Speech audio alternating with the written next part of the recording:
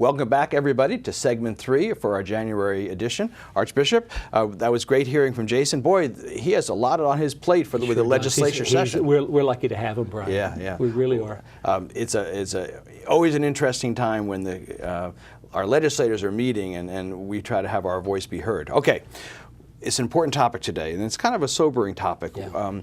A lot has been said and talked about in recent days and weeks and months about racism and this very difficult topic and tender topic, but I think it's important that we talk about it. So let's take a few minutes and talk about what does the church have to teach us about racism and social justice? Well, you're absolutely right, Brian, because I mean many people might think, well, gee, it was 150 years ago with the Emancipation Proclamation that slavery no longer was part of the law of our land.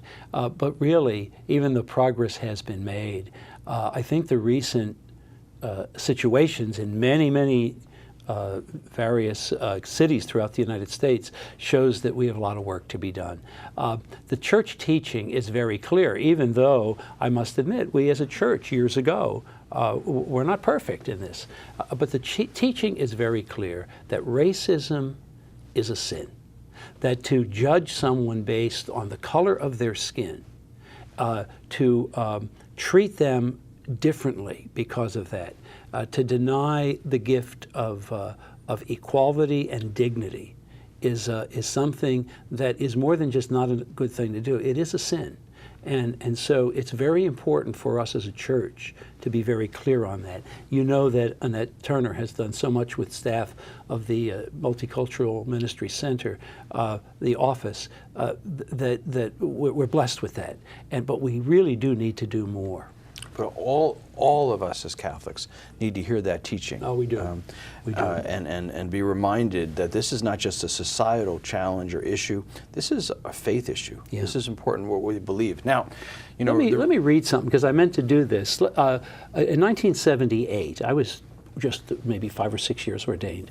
But the bishops of the United States issued a document called Brothers and Sisters to Us. Okay. And I have a quote here. Let me read it, and perhaps it could be put on the screen. It talks about racism as, and this is the quote, a sin that divides the human family, blots out the image of God among specific members of that family, and violates the fundamental human dignity of those called to be children of the same Father. It is the sin that mocks the words of Jesus, treat others the way you would have them treat you. Isn't that a powerful quote? Very powerful. Wow. Yeah. Wow. Yeah. In the 70s. It was 1978 that it was issued, and I can remember because I was just getting involved with the Social Action Bureau back in the Diocese of Allentown. And now progress has been made, and thank God our church has been in the forefront of these things. I mean, I think back to, 1947, I think it was, in which Cardinal Ritter, who of course was born just across the river in Indiana, when he was the Archbishop of St. Louis, he was among the first to integrate the Catholic school system. So the Catholic Church we need to continue to be in the leadership. It's not as if that has not happened before. It has, but we need to continue to do that.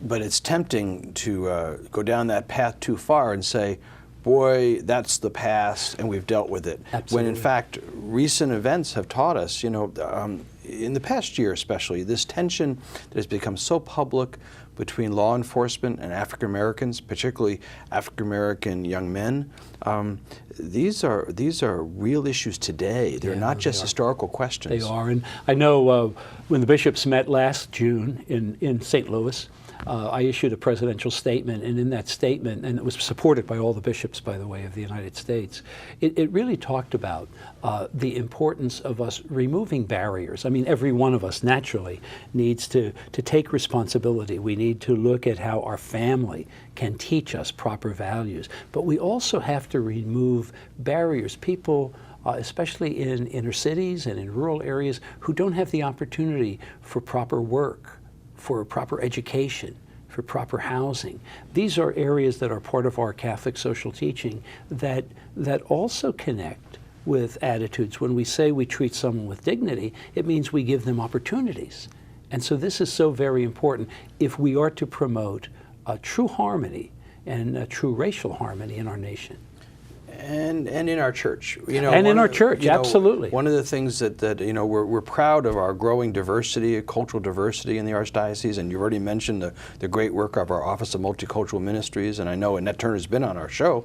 But Archbishop, we have our own shame. We have our own mistakes. I think you're absolutely right, and this is something that I think. You and I have talked about this before. This is not something simply that a bishop does. Or that a priest does. No, we will live out our church teaching when every one of us and every family feels that call to treat people with dignity. You're absolutely right. The other temptation is to think about it as community or social society or organizations like the church. But we also have personal prejudice, Archbishop. We have personal things we must face in our own selves that, whether they're intentional or not, or connected to early experiences, but help us with our own personal prejudices and judgments. Yeah, well, I think it actually will fit into next month. We'll be talking about reconciliation, sacrament of reconciliation, and sometimes people don't remember that the way we treat others, or the manner in which we look down on someone, or even have a tendency to begin to treat others differently. I think of what Bishop Braxton from Belleville said about the fact that he was driving through a neighborhood and was stopped simply because he is black, and he was doing nothing wrong. And I think we can look and honestly look in each one of our lives and say, is the color of the skin, or is the different culture standing in the way of my seeing the genuine dignity of that person? Very, very important. You're absolutely right. Well, as I said at the beginning, this is kind of a sobering topic. We need to bring this to prayer, whether we talk about society, culture, church, and our own selves. Part of our whole experience is we need to remember that we're united with one Savior, one God our Father, and who unites us. And that's one of the messages I know the church teaches. It is, Brian, and I also think, as you said, with church, when we do have gatherings, when we have gatherings within our parish, or when we have the men's conference, the women's conference, those opportunities throughout the year, they have to be special opportunities for us to come together as one church. Very, very important. Very good. Well, thank you, Archbishop, and thanks everyone for being with us for this January edition of Conversations with Archbishop Kurtz. Come back next month for another new stories and experiences of our local church.